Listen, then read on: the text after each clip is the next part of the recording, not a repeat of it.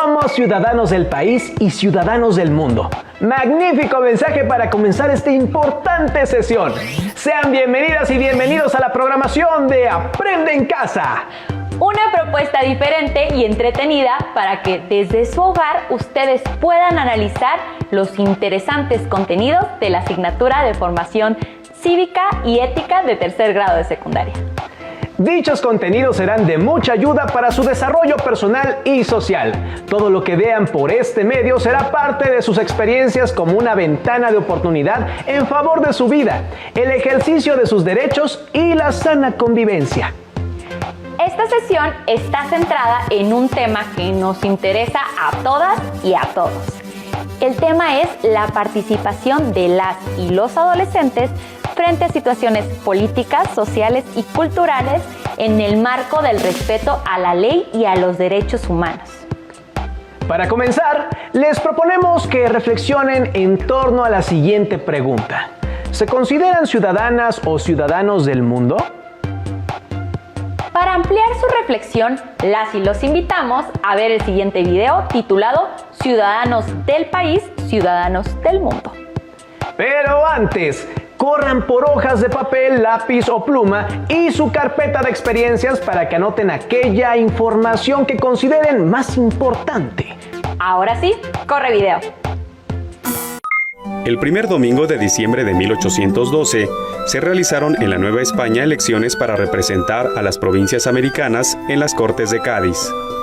Sin embargo, en dicha elección, solo participaron los criollos varones que supieron leer y escribir y que tuvieran alguna propiedad.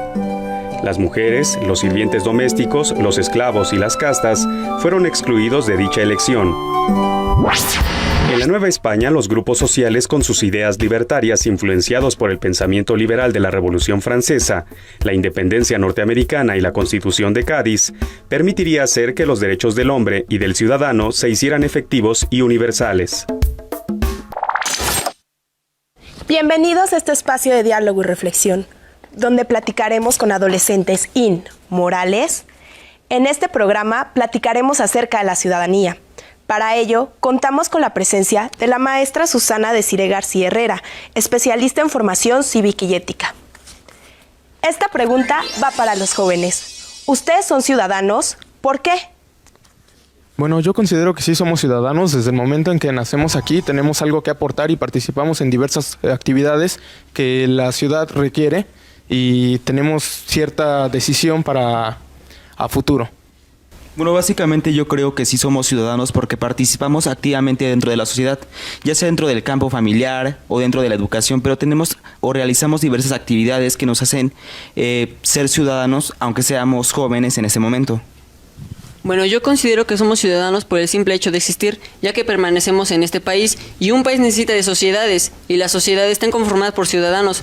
Por tanto, considero como ciudadanos a nosotros, puesto que somos una base fundamental en el país. ¿Los jóvenes menores de 18 años son considerados ciudadanos? Desiree. Sí, mira, aunque no tengan el derecho a votar y ser votados en las elecciones, se les pueden considerar ciudadanos porque pueden participar activamente en nuestra sociedad y además ustedes son depositarios de todos los derechos sociales que hay en nuestra Constitución.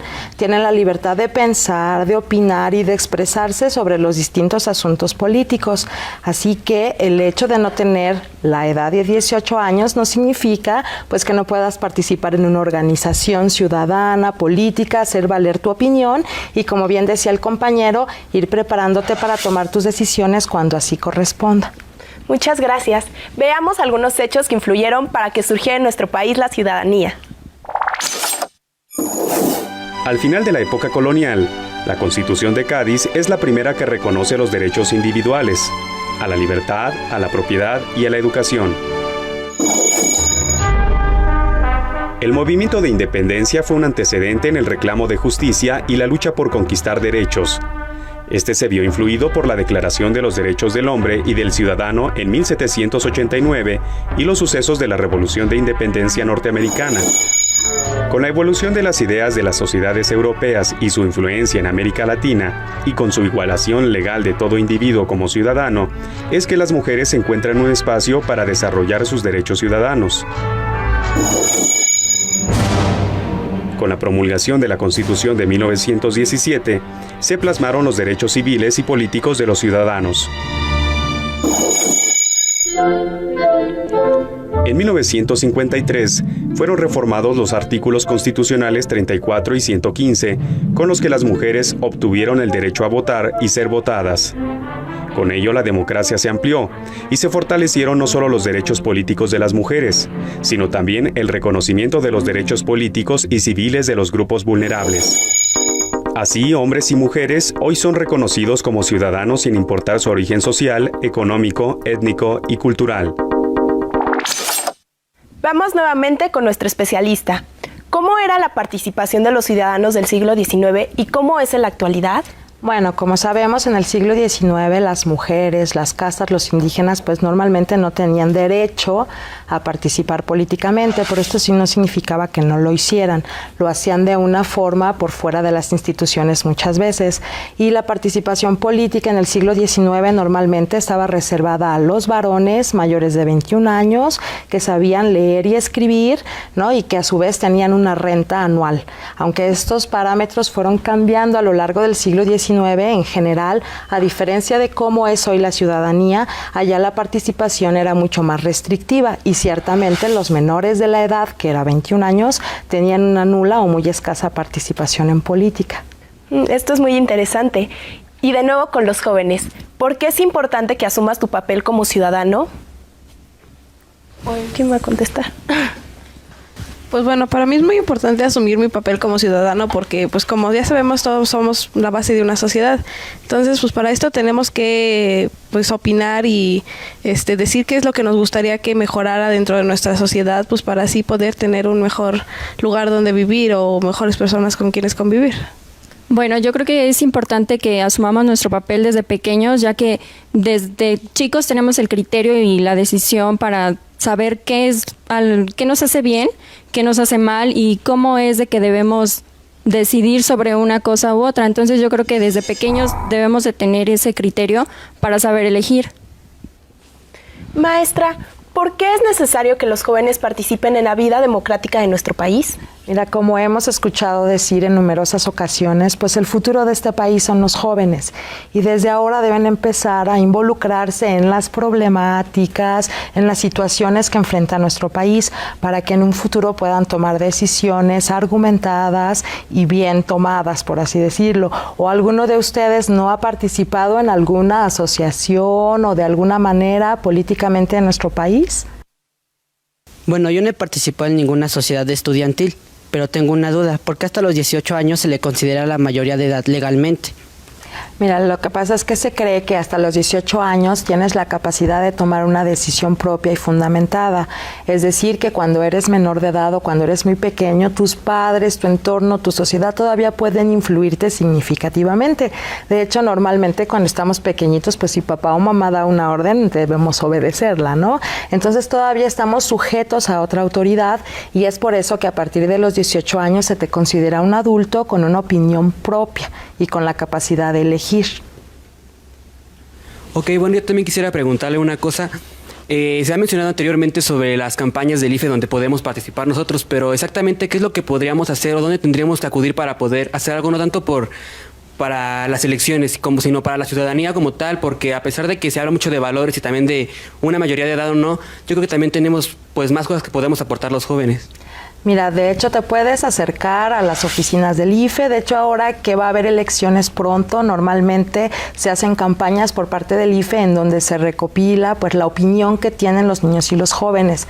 Muchas veces se acude a las escuelas y se ponen pues para que vayan a votar o para que den su opinión sobre ciertos asuntos. Pero si tú puedes algún día darte una vuelta por las oficinas del IFE, ahí te van a atender muy bien y te van a dar una explicación acerca de cómo y a través de qué medios puedes participar.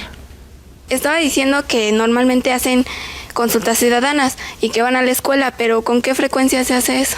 Normalmente se hace en los periodos electorales, en los momentos en que va a haber un cambio en alguno de los niveles de gobierno, eso sucede, y en algunas de las escuelas van y se recopila pues la opinión de los jóvenes al respecto, porque ciertamente tú, yo y todos los que estamos aquí escuchamos las campañas políticas, las propuestas que nos quieren ofrecer y cómo, y tú también tienes una opinión, así como yo, y muchas veces al IFE pues también nos le interesa reconocer la opinión de los jóvenes que en un futuro van a ser los que decidan sobre este país. Muchas gracias por la información. Gracias por habernos acompañado en otro programa más de Adolescentes in Morales. Hasta la próxima.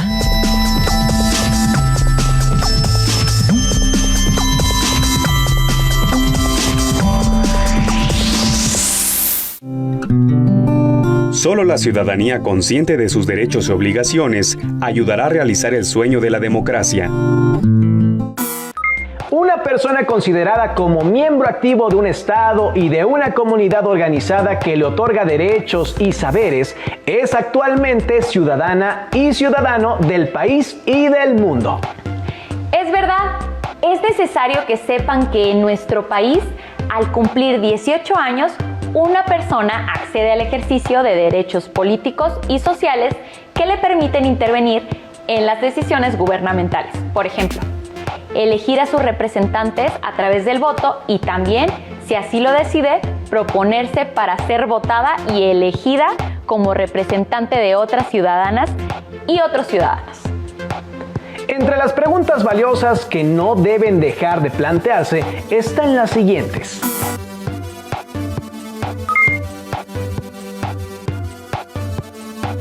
¿Son ciudadanas o ciudadanos activos?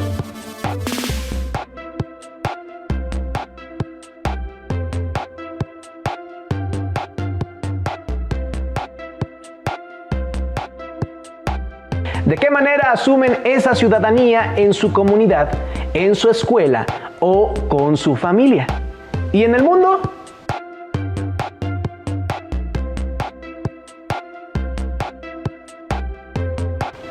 Así es, son muchas las reflexiones que les deja esta sesión porque al ejercer su ciudadanía participan en el ejercicio de opinar sobre aquello que quieren que mejore en su entorno, en su país o tan sencillo como esto, en su escuela.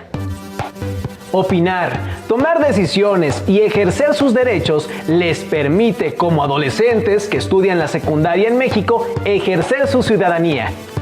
Sin duda.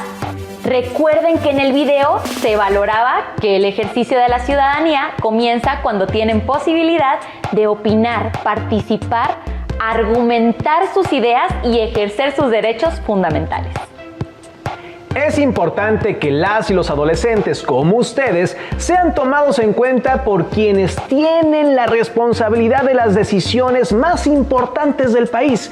Su voz es muy valiosa porque ustedes son quienes expresan sus necesidades inmediatas y las aspiraciones o anhelos que definen el futuro de la nación.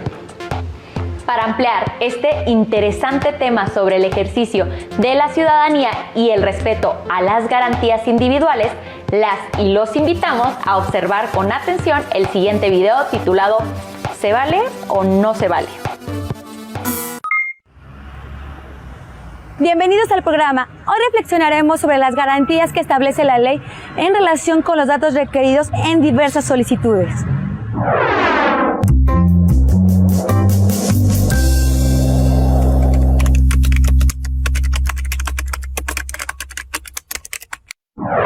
Vine más bien a solicitar información porque a mi hijo lo sacaron de la guardería, ya que dijeron que no aceptaban nuestra religión y la verdad eso no se vale. Sí, mira, la denuncia es porque en mi trabajo me despidieron por ser portador del VIH y vengo a quejar de que es una discriminación hacia mi persona. Vine por una queja porque en la empresa en que voy a laborar me pidieron una prueba de embarazo para poderme contratar, pero pues yo creo que están violando mis garantías. Vine a hacer una denuncia porque en el trabajo en donde estoy me pidieron hacer una prueba de VIH y la cual, bueno, es por eso que vengo a pedir una ayuda o una solvencia para resolver esto. En 1999, la Comisión Nacional de los Derechos Humanos se constituye como un organismo autónomo cuyo objetivo es proteger los derechos humanos establecidos en la Constitución. Estos derechos, reconocidos por la mayor parte de los países del mundo, se relacionan con la libertad, la igualdad de oportunidades y la calidad de vida. Todas las personas poseen esos derechos independientemente de su origen étnico, nacionalidad, sexo o creencias. En México, cualquier persona puede denunciar violaciones a sus derechos acudiendo a las oficinas de la Comisión, por teléfono o por correo electrónico.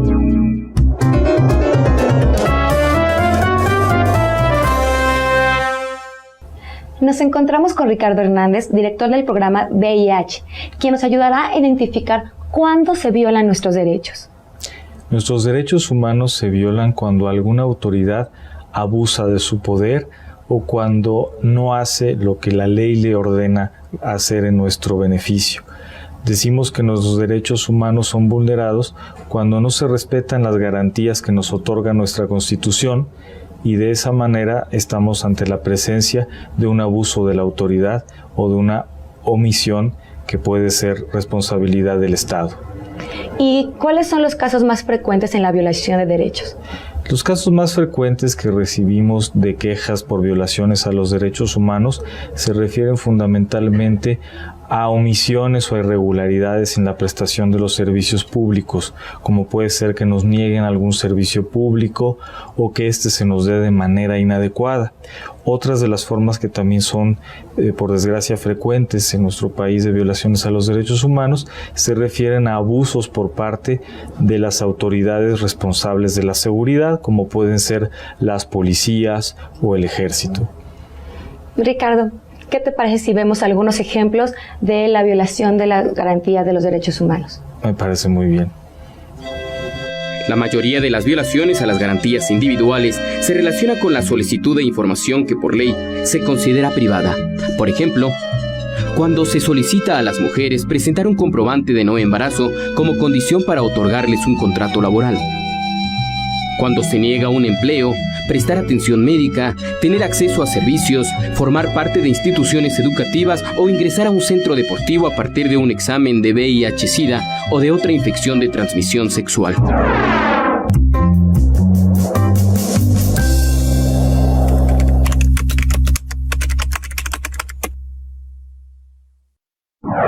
Apenas vengo a solicitar la información y que acepten otra vez a mi hijo en esa guardería. Dicen que puedo contagiar a los demás compañeros, o sea, no saben realmente lo que es esta enfermedad, por eso vengo a poner mi queja ante la Comisión de Derechos Humanos. Pues vine, presenté mi queja y dijeron que iba a llegar una solicitud o la queja a la empresa donde estoy, donde estaba trabajando. Precisamente vengo a eso, a que me asesoren y tratar de resolver esto.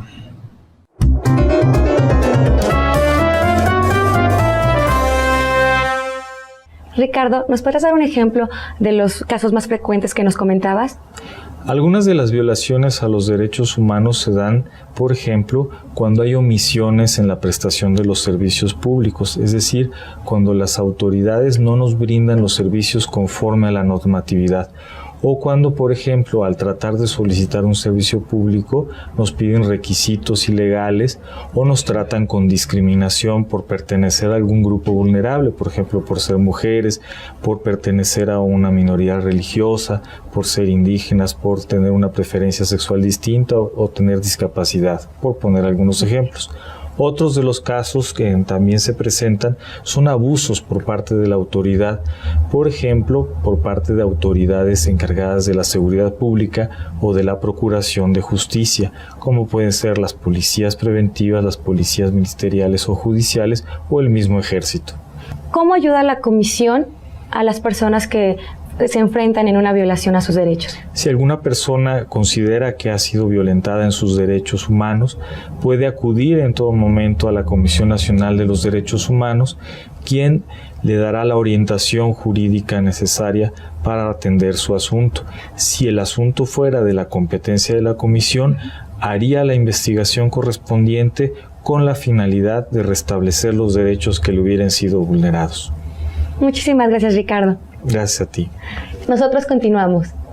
En México, los derechos a la confidencialidad, a la no discriminación y al libre acceso a distintos tipos de servicios u oportunidades están protegidos por diversas leyes y reglamentos, la Constitución Política, la Ley General del Trabajo y la norma oficial mexicana para la prevención y control de las infecciones de transmisión sexual. Además, existen diversas asociaciones civiles y organizaciones no gubernamentales que buscan proteger y defender a las personas que enfrentan algún tipo de violación a sus derechos. Al realizar o solicitar algún servicio, debemos poner atención a los riesgos a los que podemos estar expuestos. Es frecuente que se acerquen personas a ofrecernos ayuda para realizar algún trámite a cambio de un pago o cuota, pero en realidad lo que buscan es obtener provecho o defraudarnos. En el habla popular, a estas personas se les conoce como coyotes. Utilizan credenciales e identificaciones falsas y aseguran trabajar en la institución a la que acudimos. Nos ofrecen obtener los documentos o acceso al servicio de manera fácil a cambio de dinero. Por todo lo anterior, al realizar o solicitar algún servicio, es muy importante que además de hacer valer nuestros derechos y garantías, conozcamos y respetemos las reglas que establece la ley. ¿Están de acuerdo? Discútanlo con sus compañeros y nos vemos en el próximo programa. Como se dieron cuenta, en este video se presentan testimonios de personas que fueron discriminadas por ser portadoras de VIH y de mujeres a quienes se les solicitó una prueba de no gravidez para poder otorgarles un empleo. Lo importante es saber que en México contamos con instituciones públicas como la Comisión Nacional de los Derechos Humanos, a las que podemos acudir cuando se niegue el ejercicio de la ciudadanía o de los derechos humanos.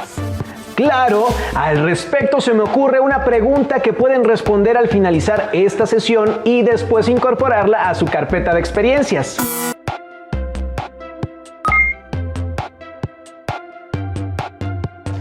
¿Cuál es la importancia de asumirse como ciudadanas o ciudadanos?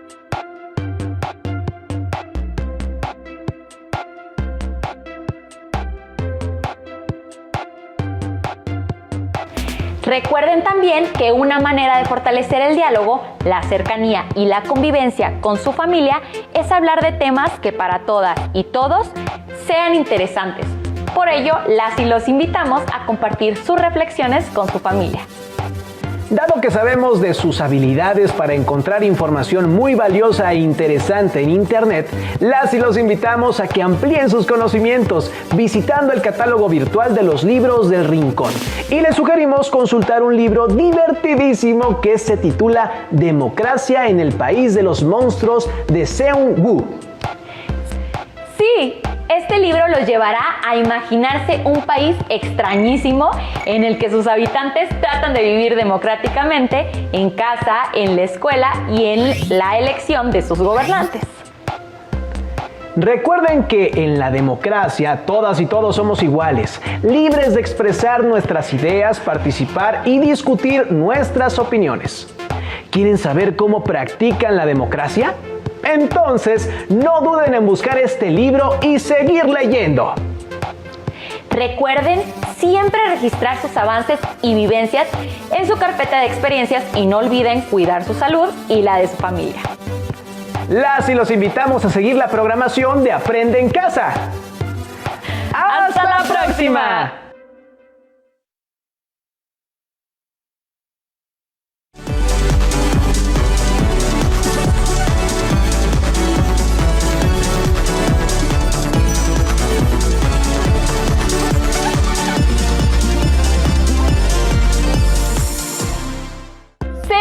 Bienvenidas y bienvenidos a la programación de Aprende en Casa, una alternativa de la Secretaría de Educación Pública para mejorar los aprendizajes. Esta propuesta permite acercarnos a los contenidos de la asignatura de teatro para primer grado con el tema La escenografía teatral. En esta sesión podremos explorar posibilidades expresivas propias del entorno a través de creaciones escenográficas. Como saben,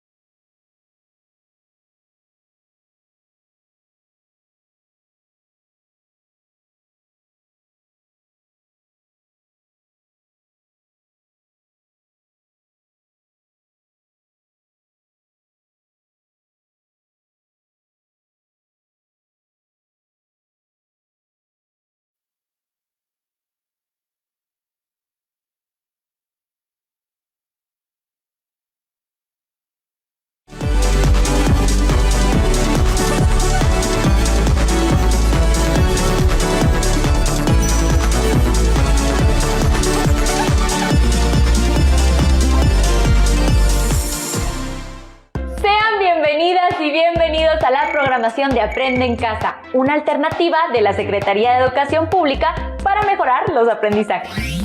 Esta propuesta permite acercarnos a los contenidos de la asignatura de teatro para primer grado con el tema La escenografía teatral. En esta sesión podremos explorar posibilidades expresivas propias del entorno a través de creaciones escenográficas. Como saben, al cuerpo y a la voz del actor se le añade un factor determinante: el entorno.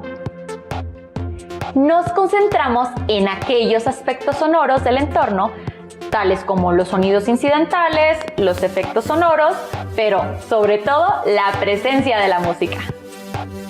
La siguiente cápsula toca el tema, el espacio y el tiempo en una narración.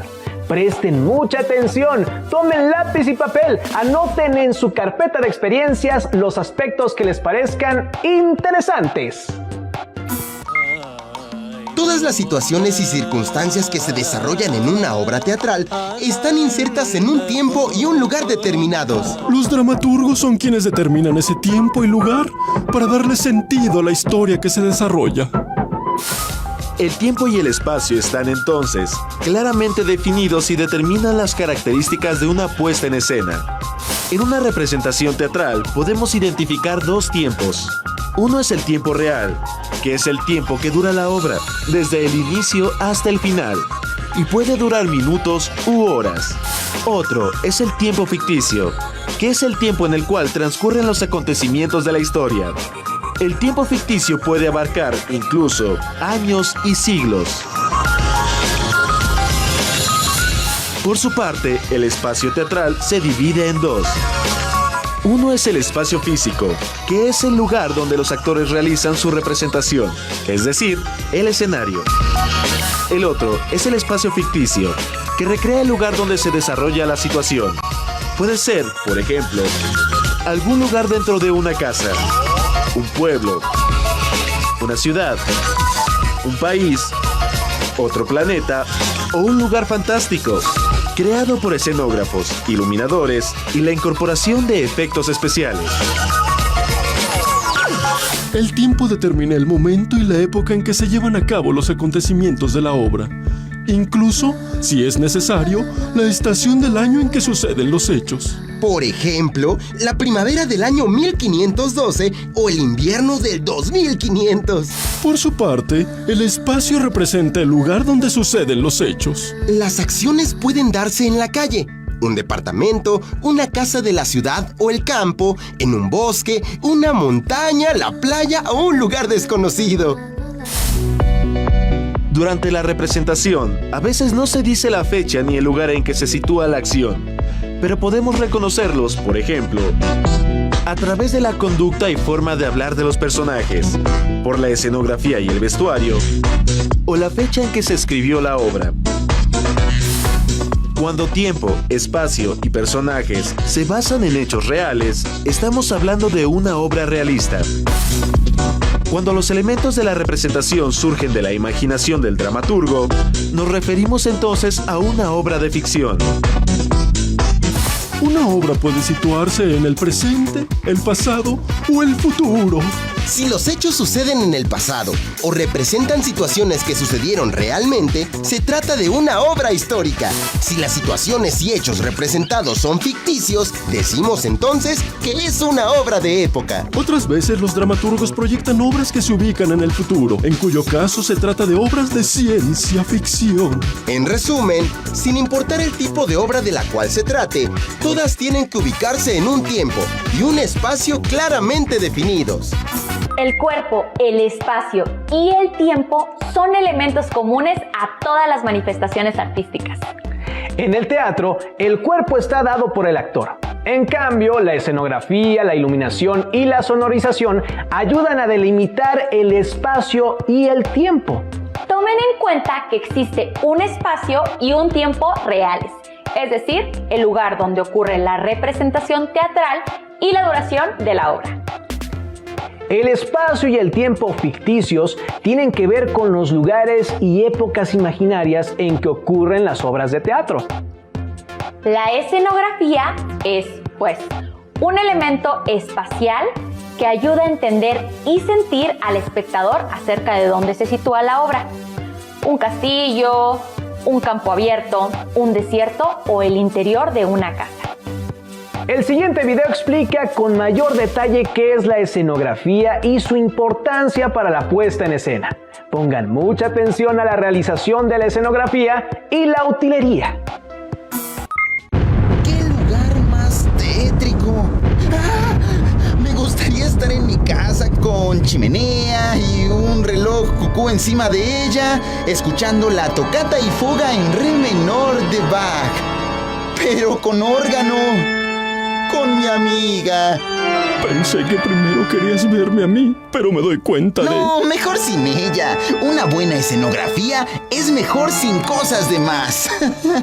Para poder recrear un lugar y una época en el espacio escénico, se requiere de escenografía y de utilería. La escenografía es el conjunto de muebles, decorados, vestuario e iluminación con que se crea el ambiente para una representación teatral. La utilería es parte de la escenografía.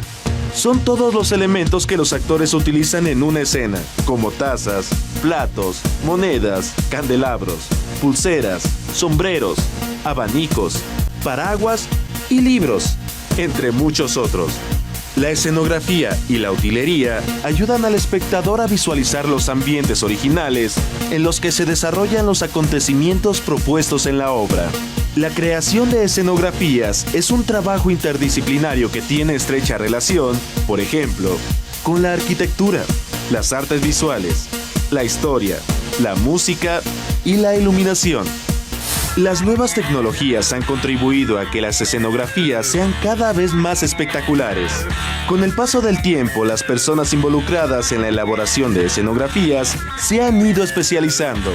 Actualmente hay escenógrafos, iluminadores, musicalizadores, vestuaristas, tramoyistas, creadores de efectos especiales y maquillistas, entre otros. ¡Ah! ¡Tengo miedo! ¡Quiero a mi amiga! ¡Ya! ¡No digas más! Yo no sé cómo te puede asustar esta escenografía.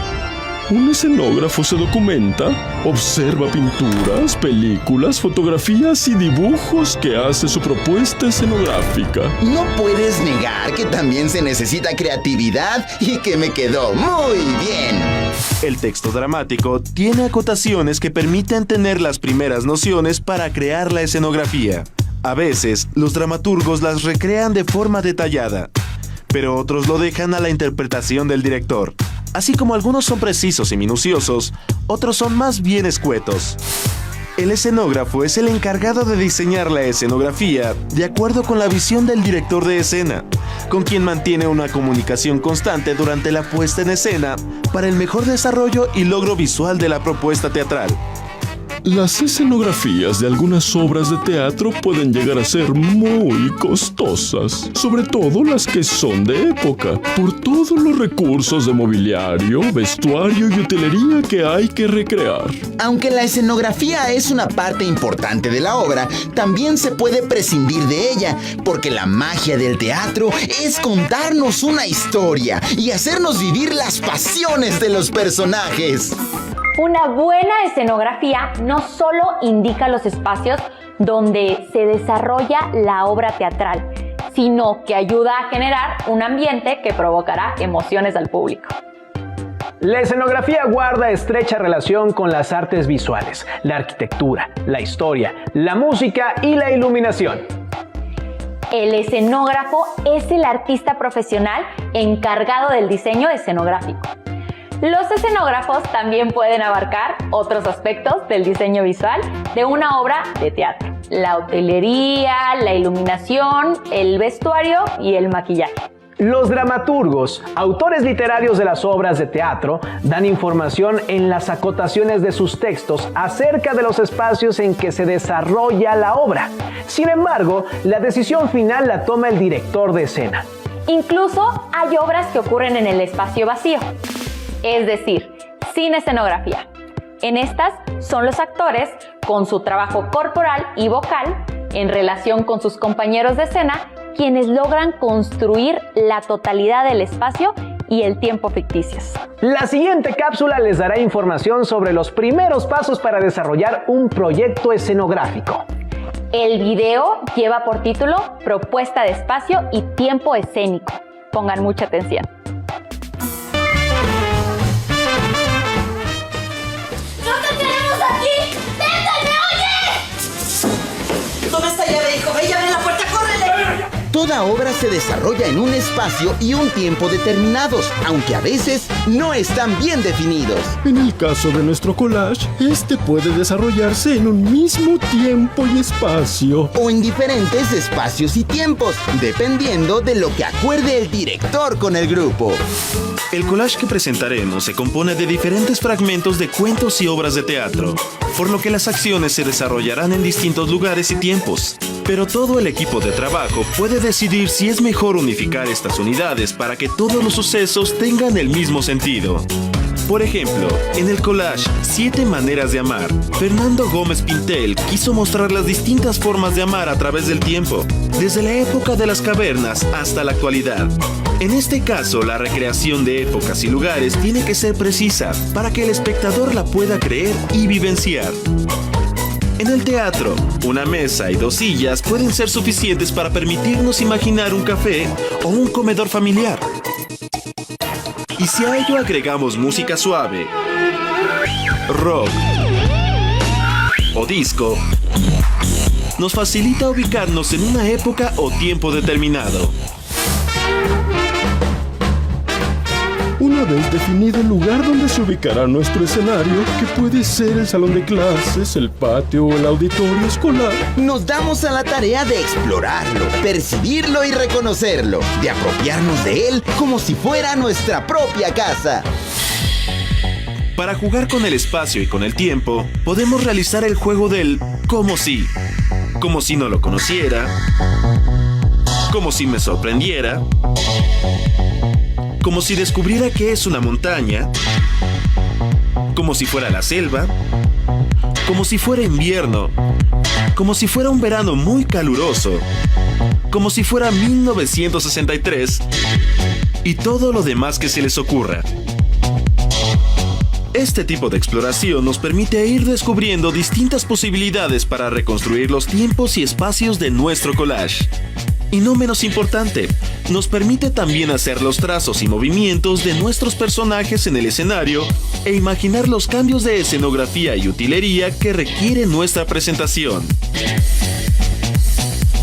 en el proceso de exploración de las posibilidades de recrear espacio y tiempo, resulta de gran ayuda realizar improvisaciones a partir de las escenas que se incluirán en el collage. Para lo cual, nos podemos apoyar en los elementos que tenemos a mano, como una grabadora, las bancas, las mochilas, el pizarrón o la mesa del maestro, entre otros de los cuales podemos disponer fácilmente. El teatro nos ofrece la maravillosa posibilidad de inventar y construir diferentes mundos, gracias a la creatividad de nuestra propuesta escénica. El teatro tiene que ser un hecho artístico emocionante. Para tener todo el efecto artístico que se busca, es necesario no solo un gran trabajo actoral, sino también una propuesta espacial y temporal coherente. Deben conocer la época en la que se desarrolla la trama de la obra teatral. Tomen en cuenta que en el teatro escolar se usan recursos que están a la mano en la escuela o en casa. Consideren el espacio real donde se llevan a cabo las distintas obras de teatro. Pueden ser lugares abiertos, cerrados, oscuros o bien iluminados. ¿En qué lugar de su casa harían su práctica escenográfica? Exploren el espacio real con base en ejercicios de improvisación de acuerdo con los temas que les interesen. Por ejemplo, pueden preguntarse cómo se sienten ante un conflicto que ha cambiado en su entorno. O bien temas ficticios como ¿qué secreto les diría a un gato? O ¿cómo se quitarían un chicle pegado en el cabello que lleva allí un año? Pueden improvisar lo que se les ocurra. Aprovechen su propia creatividad y los recursos a su alcance. El siguiente video les proporcionará consejos valiosos para el diseño escenográfico. Tomen nota para incluir sus apuntes a la carpeta de experiencias. ¡Vamos a verlo! La construcción de la escenografía puede ser de las actividades más divertidas en un montaje teatral. Que requiere de un responsable que coordine el equipo encargado de la escenografía y motive al resto del grupo a colaborar. Y deberá hacer uso de toda su imaginación y habilidades manuales para su diseño y construcción. A veces es más importante darle curso a nuestra imaginación y creatividad que contar con grandes recursos materiales para la construcción de la escenografía. La escenografía y la utilería, junto con el vestuario, la iluminación y el sonido, completan el trabajo del actor y crean el ambiente en el que se desarrollarán las acciones y conflictos de los personajes. En el teatro profesional, el escenógrafo diseña todo lo necesario para llevar a cabo una representación, incluyendo, por ejemplo, telones de fondo, muebles y objetos que ayuden a sugerir un lugar, un tiempo o una época determinados. Por su parte, el tramoyista es la persona encargada de colocar, cambiar o sacar los elementos escenográficos que se necesitan en el escenario en los distintos actos o escenas. En un trabajo escolar, en general, no se cuentan con muchos recursos económicos, por lo que es imposible pensar en grandes escenografías, vestuarios muy costosos o en un derroche de utilería, por lo que la creatividad juega un papel importante para lograr resultados satisfactorios con los recursos de los cuales se dispone. En una sesión de grupo, todos los compañeros, junto con el director, el escenógrafo y el vestuarista, pueden hacer sus propuestas y seleccionar las más adecuadas para las escenas que eligieron representar. Una posibilidad, que en muchos casos funciona bien, es utilizar un fondo neutro con algunos muebles y objetos que nos ubiquen en un tiempo y lugar determinados. Eventualmente podemos prescindir incluso de escenografía, cuando en el guión de los actores se reflejan con claridad esos elementos. Es conveniente que elijamos al escenógrafo desde que determinamos la obra que se representará, para que empiece a elaborar su propuesta. Y cuando los actores inicien sus ensayos, sepan qué tipo de muebles, decoración o elementos van a tener en el escenario. El escenógrafo elabora dibujos que representen el escenario, para tener una idea del tamaño que deben tener los telones o dibujos que se usarán como fondo. En este mismo boceto se representarán los muebles, objetos y utilería que estarán en el escenario, para facilitar los desplazamientos de los compañeros actores. El escenógrafo hace un dibujo o maqueta de cada escena donde se representen claramente, además de los elementos escenográficos, las entradas y salidas de los actores. El compañero responsable de la escenografía deberá leer cuidadosamente el libreto y documentarse muy bien para hacer sus propuestas, para lo cual puede recurrir, por ejemplo, a libros, revistas, fotografías o películas que aporten elementos para la puesta en escena. El escenógrafo junto con el director son los responsables de hacer realidad lo que se encuentra en el papel. Asuman el papel de un escenógrafo profesional. Escojan un cuento popular o leyenda de su gusto. Tengan en claro la época en la que ocurra la historia que han escogido, así como los personajes que en ella participan. Analicen la historia y anoten todos los espacios en los que ocurre el cuento o la leyenda. De ser posible, deben crear vestuarios para cada uno de los personajes para darse una idea de cómo hacerlo. Les compartimos el siguiente video. ¡Vamos a verlo!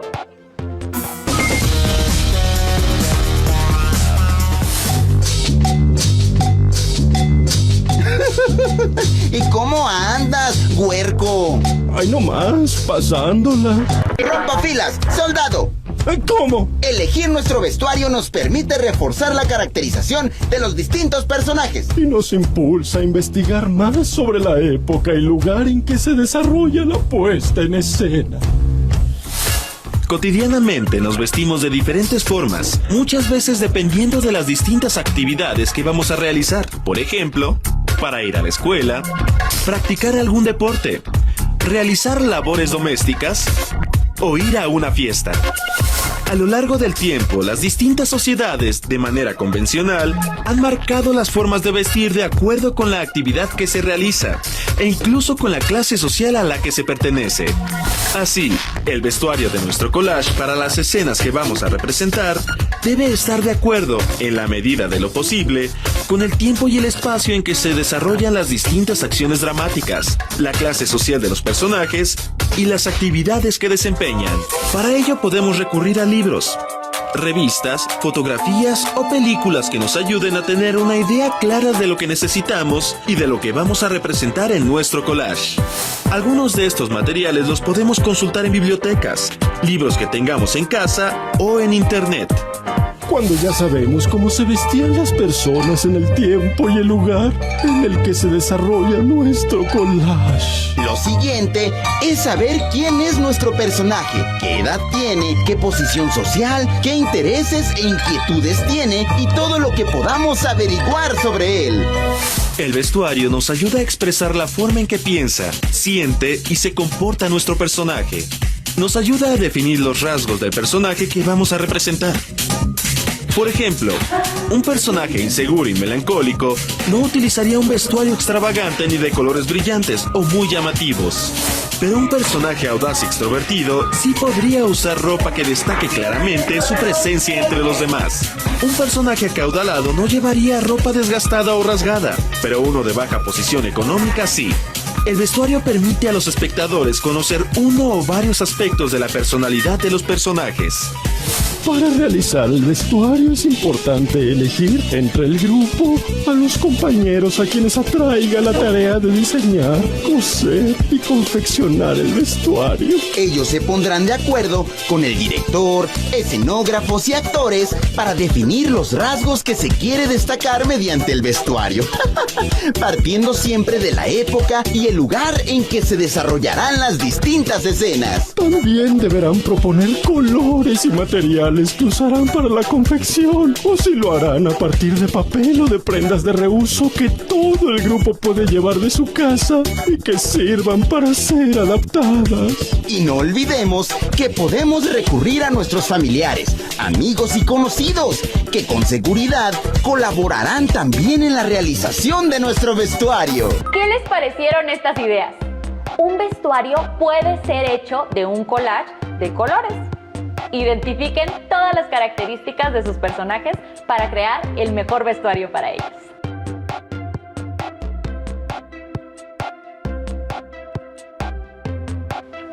Para su carpeta de experiencias, hagan su storyboard. Es decir, dibujen los espacios en donde sucede la obra ordenados del inicio al final. Es decir, si su obra ocurre en el campo, en una choza o una montaña tenebrosa, harán esos 3 dibujos en el orden en el que se presentan en el cuento o narración. Sugerimos, de ser posible, utilizar la aplicación Pixon para elaborar estos dibujos, los que serán su primer diseño escénico. Después del diseño de la escenografía, pasen al momento de la realización. Para saber más acerca de este tema, revisen la guía básica de teatro para jóvenes. La pueden descargar de la página electrónica del INDESOL. En este documento encontrarán información puntual acerca de cómo realizar todo el proceso de puesta en escena, elección y análisis de texto, entrenamiento actoral, diseño visual, escenografía, vestuario, maquillaje, iluminación, realización de utilería y sonorización. Pueden sacar fotos o videos del proceso para mostrarlo más tarde a su docente o bien compartirlo vía una red social para que haya constancia de su trabajo artístico. Fue un gusto estar con ustedes. Nos vemos la siguiente sesión en Aprende en Casa. ¡Hasta pronto!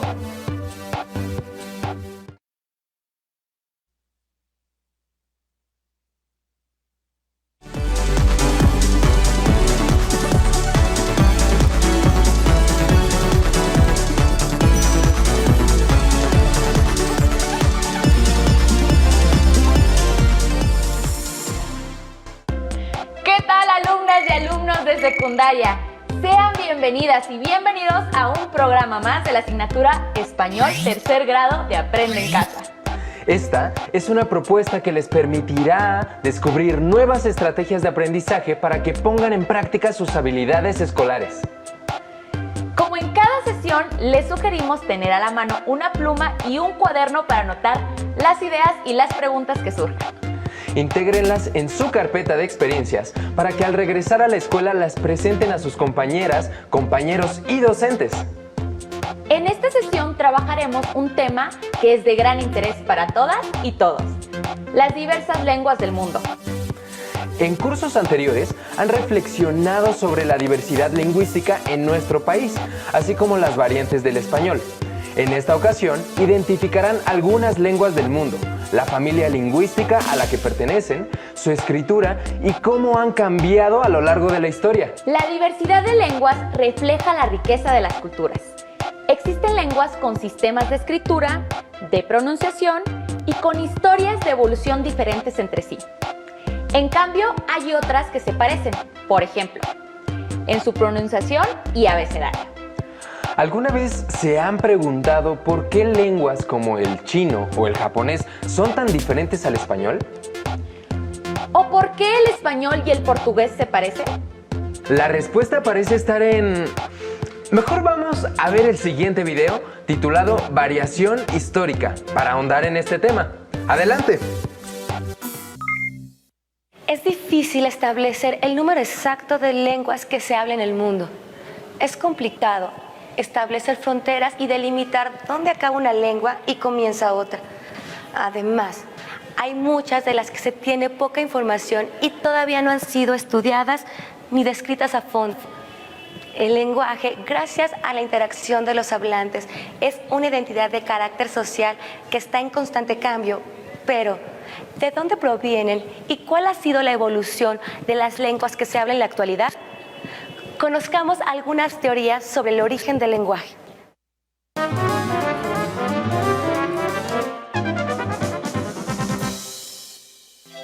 Babilonia fue una ciudad poderosa ubicada a 80 kilómetros al sur de Bagdad.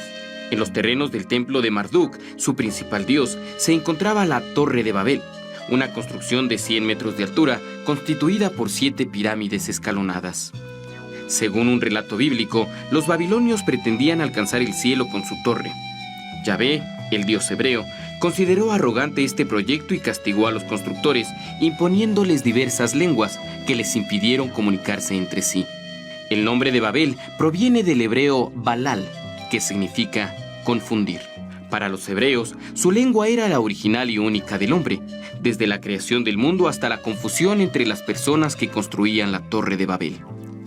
Otra hipótesis explica que las lenguas surgieron de una sola, hablada por el Homo sapiens sapiens, que apareció hace 130.000 años en una pequeña zona del centro-sur de África.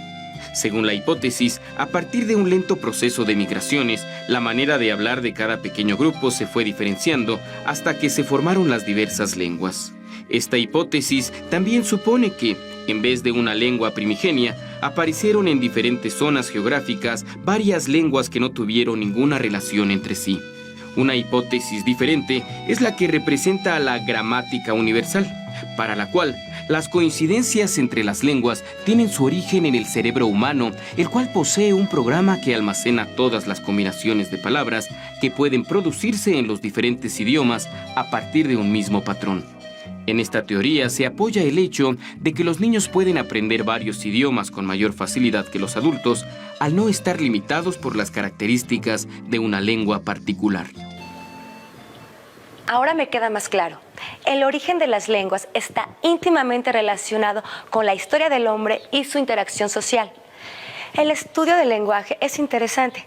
Imagínense poder explicar cómo han evolucionado las lenguas desde el origen del hombre hasta nuestros días.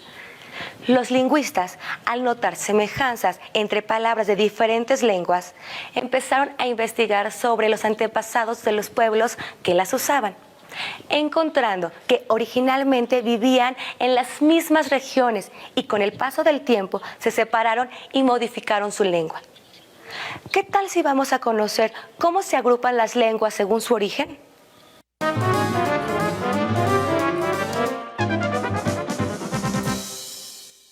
Las lenguas están agrupadas en conjuntos que comparten orígenes comunes. Algunos lingüistas agrupan las lenguas del mundo en 17 familias lingüísticas. La indoeuropea es la mayor del mundo, tanto por el número de hablantes como por su dispersión geográfica y por la importancia de sus distintos idiomas. De acuerdo con sus raíces, esta familia se subdivide en grupos. El español pertenece al grupo itálico, que tiene como lengua madre el latín. Otro grupo importante de esta familia lo conforman el germánico, al que pertenecen el inglés, alemán, holandés y sueco. El eslavo, al que pertenece, entre otros, el ruso.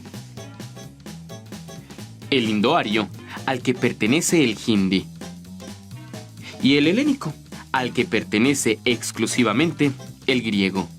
Además de la indoeuropea, existen otras familias con lenguas muy importantes, como la sino-tibetana, a la que pertenecen el chino y el tibetano.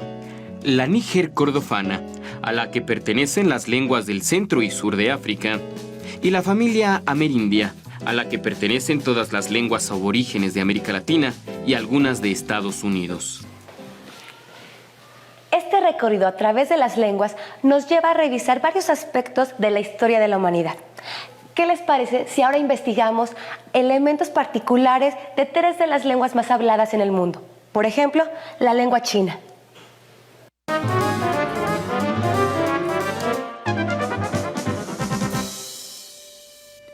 La lengua china se caracteriza por su diversidad interna. Existen diferentes formas de hablarla dependiendo de la región. Sin embargo, lo que le da unidad es la lengua escrita, normada por el chino mandarín, idioma oficial de la República Popular de China. La gramática del chino es muy sencilla, pero su complejidad está en la caligrafía, que está considerada como un arte.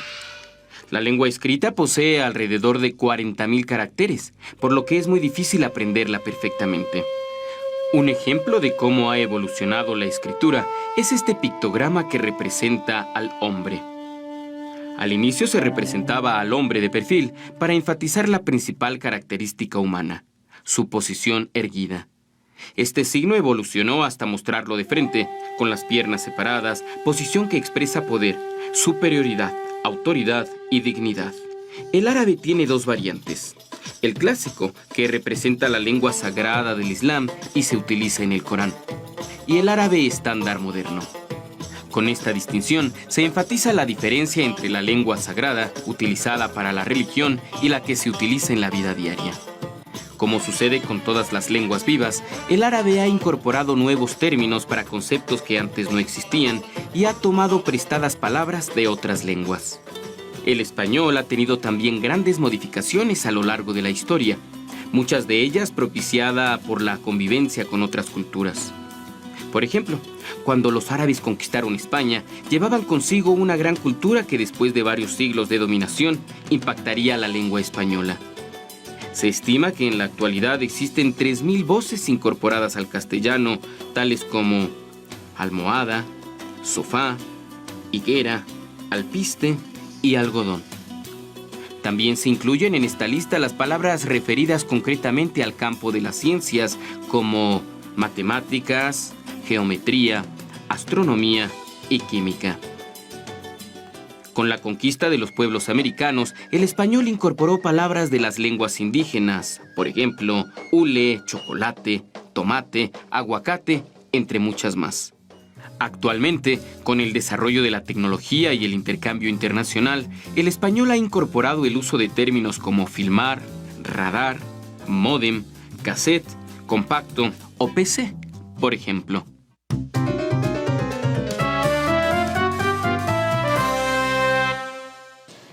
¿Ustedes creen que podemos cambiar el lenguaje a nuestro antojo e inventar palabras nuevas para todo lo que se nos ocurra?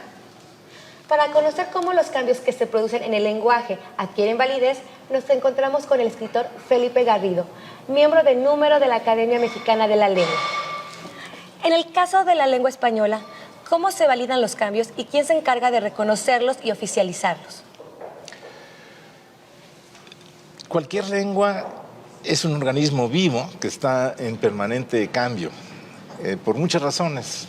Está en contacto con otras lenguas, a veces toma de ellas palabras, a veces por el puro gusto, nos gustan cómo suenan, a veces por necesidad, por ejemplo, cuando se incorpora una nueva tecnología, un nuevo deporte, una nueva moda, una nueva forma de arte. Cada una de estas actividades trae su vocabulario. Por eso el vocabulario de los toros es esencialmente español, el vocabulario de la ópera es esencialmente italiano, el de la computación es esencialmente inglés. Estos vocabularios se transforman por el uso que hacen los hablantes de ellos. Cuando yo era niño y jugaba fútbol, tirábamos corners siempre y caíamos en offsides.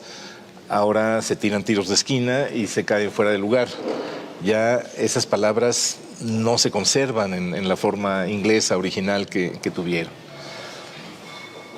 Las academias de la lengua, en todos los lugares donde se habla español hay alguna academia de la lengua española, reconocen el uso que hacen los hablantes de la lengua. Es decir, quienes realmente validan las palabras somos nosotros al usarlas.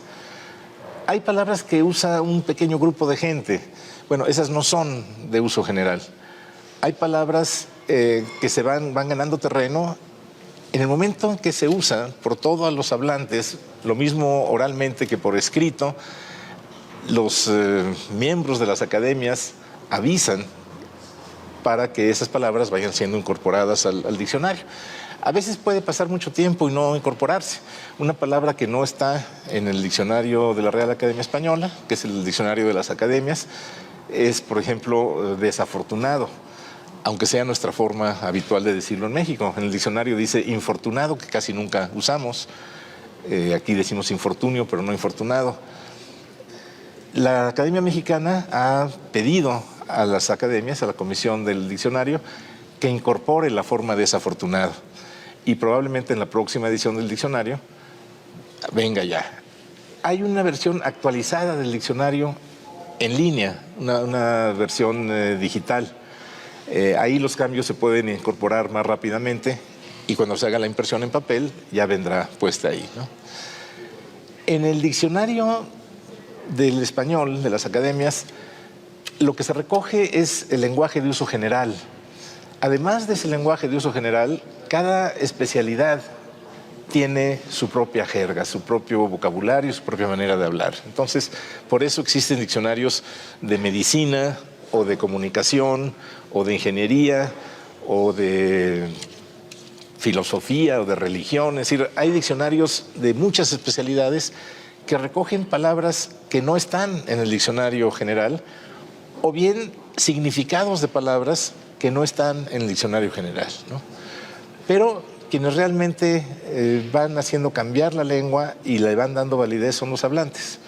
Lo que la Academia Mexicana de la Lengua hace con todos sus correspondientes en distintos lugares del país es registrar los usos que se le dan al español en México, ¿no?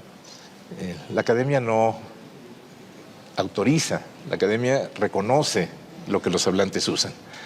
Es distinto en el caso de la ortografía, donde las academias sí dictan normas que son propias al español en todos los lugares donde se habla. Y yo creo que ese es un valor que tenemos que defender, que podamos seguirnos entendiendo con los otros 21 países donde se habla español en la lengua con la que nacemos. Una lengua que en el caso de México comparte el territorio con todas las lenguas indígenas, pero sirve a todos los hablantes, incluso los de las lenguas indígenas, como una forma de comunicación entre los mexicanos. Muchísimas gracias. Al contrario, muchas gracias por invitarme. Nosotros continuamos. Es un hecho que las lenguas se encuentran en constante cambio y somos los hablantes quienes, con el uso diario, las adaptamos y transformamos según nuestras necesidades. Imagínense todo lo que van a poder decir las generaciones futuras para caracterizar el lenguaje de este siglo que empieza. Espero que lo que hemos visto en este programa les ayude a tener un panorama más amplio sobre la diversidad lingüística en el mundo. Hasta la próxima. Como pudieron observar, el origen de las lenguas está relacionado con la historia de la humanidad y las interacciones sociales. El estudio de su evolución ha llevado a los lingüistas, quienes son los especialistas en el estudio del lenguaje, a proponer que las lenguas se agrupen en familias. Lo que explica por qué hay unas que se parecen entre sí y otras que son tan distintas. Sorprendente, ¿verdad? Además, a lo largo de la historia, las lenguas se van nutriendo de otras, por lo que siempre están en constante cambio. ¿El español a qué familia pertenece? ¿Sus palabras guardan la historia de su origen? ¿Saben cuál es la etimología de algunas palabras? El español proviene del latín, la lengua que se hablaba en la antigua Roma y que fue llevada por la península ibérica durante la expansión del Imperio Romano. Por eso, a todas las que provienen del mismo origen se les llama lenguas romances, como el francés, el italiano, el portugués o el catalán. En la historia del español, el contacto con otras culturas y lenguas ha enriquecido nuestra historia. Y las palabras guardan esta historia. El siguiente video nos ofrece un pequeño panorama de la historia de algunas palabras en español y el origen de su significado. Veámoslo, corre video. Así como nacen las flores, los humanos y los animales, así también fueron naciendo las palabras. Hubo un tiempo en el que las cosas, las ideas o las acciones no tenían nombre. Algunas palabras tienen significados increíbles. La etimología es el estudio del origen de las palabras. Una etimología te hace desarmar la palabra para ver de qué está hecha. Por ejemplo, elegante, del latín eligere. Elegante, el que sabe elegir. Una buena elección es una manera de demostrar tu educación. Papalote, de náhuatl papalotl. Mariposa. Las mariposas cuando vuelan parecen papalotes, ¿a poco no? Cementerio, del griego koimó, dormir. Iterio, lugar. Cementerio, dormitorio de los muertos. Shh. Sarcófago, del griego sarkos, carne. Y fagein, comer. Sarcófago, el comedor de carne. Uy. Microbio, del griego micros, micro. Y bios, vida. Microbio, vida microscópica. Por eso no los ves. Estupendo y estúpido son dos adjetivos ligados al verbo stupere, del latín que quiere decir estar o quedar inmovilizado. Sacrificio, del latín sacro, sagrado, y facere, hacer. Hacer sagradas las cosas, honrarlas, ofrecerlas. Ortografía, del griego ortos, correcto, y grafos, escribir, dibujar, grabar. Parte de la gramática que dicta las reglas para escribir adecuadamente una lengua. Fotografía, del griego fotos, luz, y grafos, escribir, dibujar, grabar. Dibujar, grabar con luz. Saber qué dices cuando dices, dice mucho de ti. Como vieron en el video, la etimología es el estudio del origen de las palabras. En el español, varias de ellas se han formado a partir del latín, del griego o del náhuatl. Conocer la etimología de las palabras nos permite saber su historia, incluso entender por qué la palabra se escribe con cierta letra o por qué se acentúa. Así es, cada lengua del mundo guarda parte de su historia en su escritura y la formación de palabras. Si quieren ahondar en la historia de las lenguas, les recomendamos leer el libro 5000 años de palabras de Carlos Prieto, publicado por el Fondo de Cultura Económica.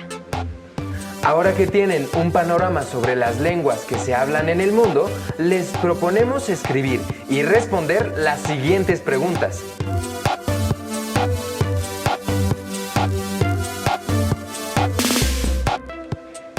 ¿Han escuchado palabras en otras lenguas?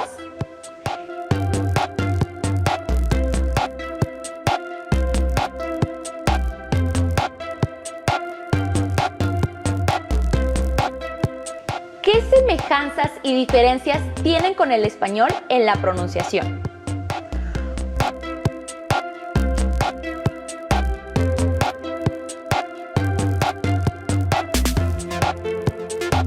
¿Conocen la escritura de palabras en otras lenguas? ¿Cómo se escriben?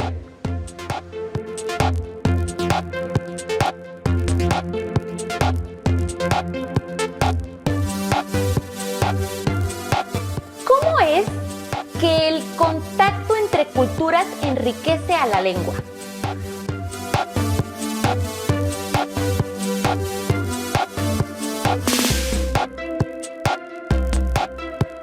¿De qué manera conocer la etimología de una palabra enriquece el vocabulario?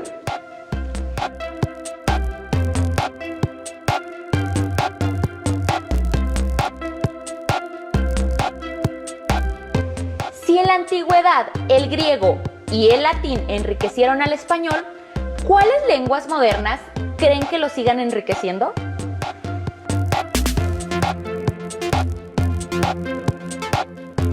Elaboren notas donde registren sus respuestas y formulen las preguntas a sus familiares y conocidos para enriquecerlas.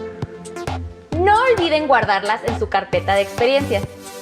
Recuerden que pueden usar su libro de texto para conocer más sobre el tema.